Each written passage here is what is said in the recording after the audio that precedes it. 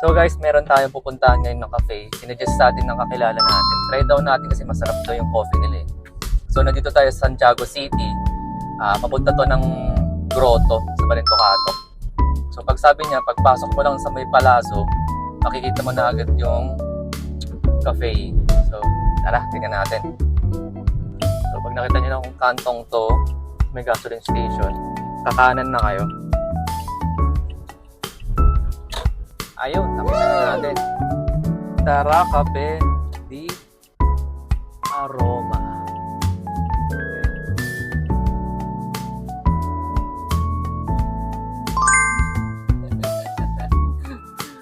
Si Di Aroma nga pala guys ay may branch din sa night market. Yun yung pop-up na coffee shop nila. Dito guys, meron silang pastries, meron din silang rice meals. Ayan, non-coffee and coffee-based na drinks. Maluwang din yung dining area nila, maaliwalas, malinis, presko, malamig, lahat na. So yun, espresso based pala yung mga drinks sila guys, kaya masarap talaga yung mga coffee dito. Nagpaalam din pala tayo kung pwede tayo ang gumawa ng latte natin, kaso hindi ko sanay yung machine nila, kaya naging cappuccino yung steaming ng milk ko eh. Pero syempre, try pa rin natin yung best natin para makabuo ng latte art. Yan oh, kapal oh, ba yan?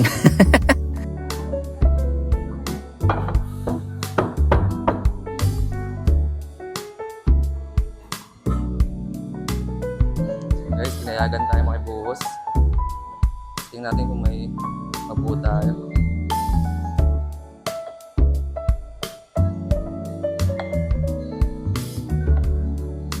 Yan, nakabuo kahit paano para di tayo mapahiya. Huwag niyo pansinin yung langaw, kasama ko yung pumasok dyan, hindi yan sa kanila.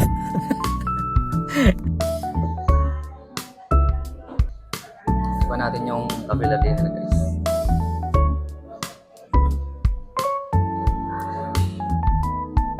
Sarap. Proof. Ito naman ang kanilang biscoff latte. Nice. Para kay Buntis. Ito pala yung menu nila guys.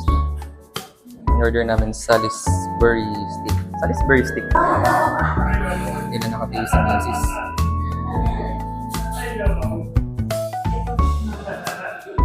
Tara. Buntis na proof to. Buntis na proof.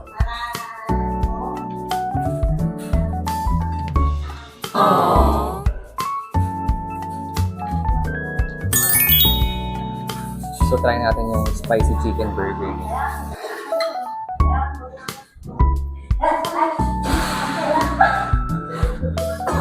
First yung wedge.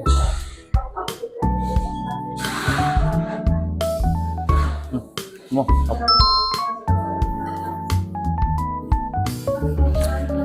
First bite. Okay. May cabbage daw. Fried chicken. Up. Up. Sakto lang yung spicy niya kaya pwede.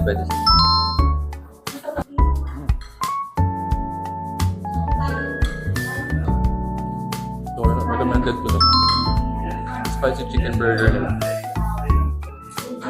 Try nyo guys, pag kayo dito. So, marami din palang camping chairs sa labas, no? Maganda rin magtambay dito pag gabi. Medyo tanghali kasi tayo napunta eh. So hi guys, dito tayo sa Di Aroma. I'm with Boss JP, ang owner ng Di Aroma.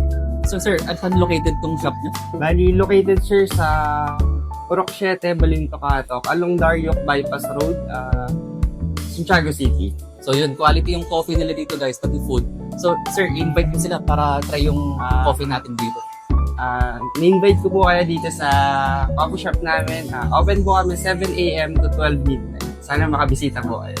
Thank you. Tara. After nga niyan guys, nagkwentuhan muna kami ni Boss JP. Sobrang bait nga nitong owner nga nila, no? So kung meron kayong ibang gustong i-recommend sa akin na puntahan, comment down below at try natin puntahan lahat yan. Yo, thank you for watching. Bye!